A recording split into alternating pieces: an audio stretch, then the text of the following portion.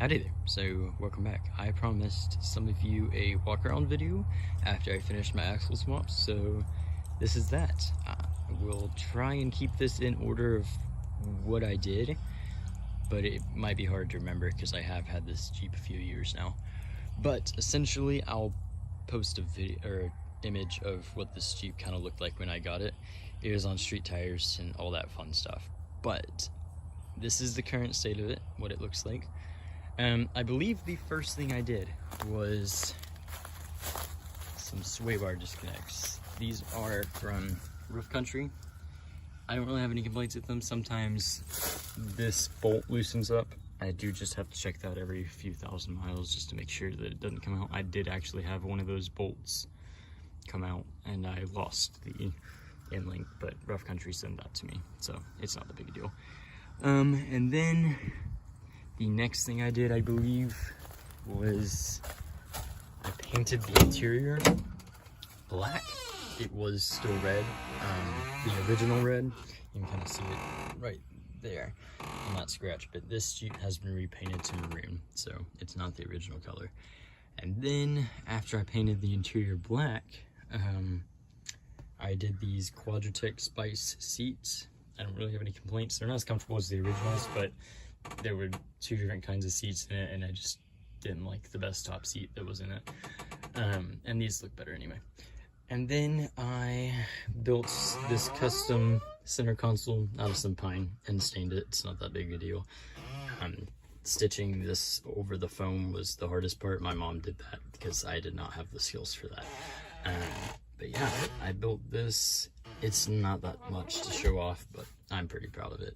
I also wired in this 12 volt plug here. My dad helped me with that a little bit because I was a little lost in the sauce there. And then I have a secret compartment under my cup holders, but we don't need to show that. And then I believe at one point I went through the dash and cleaned out everything because there was a ton of dirt and stuff stuck behind it, making a bunch of noise. So I cleaned out the dash and just kind of restored it a little bit, as to the best of my abilities. From there, I believe I put the rocker guards on. The reason I did these is because, well, I didn't want to damage the rocker panel, obviously, but I did actually scratch, I believe, my driver's side rocker just on a pile of gravel. The breakover angle on this Jeep is amazing because it only has like a 90-inch wheelbase and it's pretty high off the ground right there. I believe it's 24 inches to the bottom of the rocker guard, so it is 2 feet off the ground there. So I believe that would make it, doing trig in my head right now, a 66-degree breakover angle, something like that to the rocker. But anyway, I have hit that before just on a pile of gravel, so I did go ahead and put those on just in case. Then I believe I did my rear bumper. This is a Rough Country rear bumper. I know it's not the highest quality, but I mean, it does what it needs to do. That shows mostly in the wheel studs that hold the spare on. You can't put any torque on those or else they will strip. But other than that, I don't really have any complaints. I've beat on it a couple times, hit it coming off of ledges and stuff. And actually this locking mechanism is pretty good. I don't really have any complaints. The whole bumper seems sturdy. I did get this one because I liked the latching system here. It's very sturdy and stays strong. It doesn't squeak or anything down the road. And then a lot of bumpers didn't have this core support beam here. I really wanted that just because I've seen a lot of bumpers fail there, and I kind of wanted this to last a while because when you're broke, you can't afford to buy things that break. So I went ahead and got to the nicest bumper I could kind of find. Also, I did want a receiver hitch. This one explicitly tells you not to tow with it, but I have towed like 2,000, I guess maybe 2,500 pounds with it, and it seems fine. Another thing is that it came with shackles, so it saved me a little bit of money there. I didn't have to put shackles on it. That being said, this Jeep did come with a 2.5-inch Old Man Emu lift, and so that was a spring lift. I kept that lift. I didn't change it. This is the lift that came on it when I bought the Jeep. I now have 3/4 inch shackle lift front and rear, just to give it a little bit extra lift. I put the 3/4 inch shackle lift on the rear to try and level it after I did my 8.8 swap, but then I realized that it wasn't quite level, so I went ahead and put the same lift on the front. I also put on these tow hooks. This bumper has these adapters. This is a, I believe it's a Roadmaster bumper to tow it behind an RV or something like that.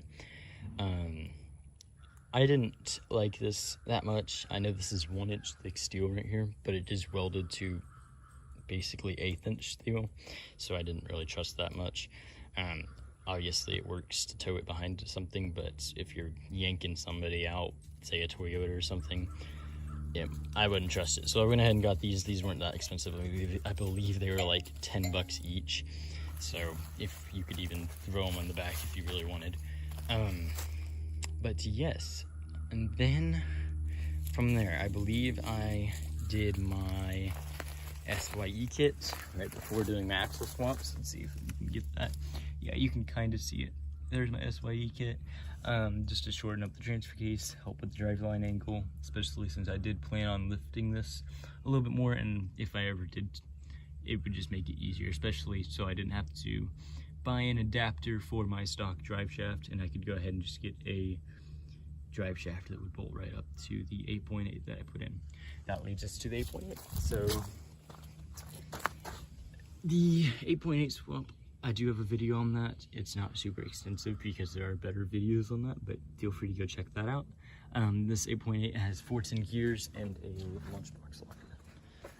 And then I also did an axle swap on the front. This axle, I believe, is out of an 88 Wrangler, the 4-cylinder, so it also comes with 410 gears. And then I did the WJ knuckle and brake conversion with GM 1-ton steering and TJ chromoly shafts. This axle also has a locker in it as well. These wheels and tires are, well, the wheels are 16 by 7 and the tires are, I believe, 235/85 or 16s, which basically just means 32 by 9. So these are 32s on a 7-inch wide wheel. I wanted the narrower tire so that it didn't hit the leaf spring when I turned all the way. And then I also wanted it because the closest wheeling I have is Hidden Falls Adventure Park. Maybe you don't know what that is. If you do, that's sick. But that's a lot of ledges and stuff, and narrower tires, as some of you may know, are better for ledges. So I went ahead and got the narrower tires, the pizza cutters basically. At some point I also put on the Wrangler decal just because I liked it. I thought it was cool. And I did see some of these YJs with these Wrangler decals, and I just kind of thought with the maroon and black theme that I had, this would look sick, and it turned out it does look sick, in my opinion. So from there, I'm trying to think if I missed anything. I don't think I did, but if y'all have any questions, feel free to ask me below. I believe that's it. Y'all guys have a blessed day, and thank you for watching.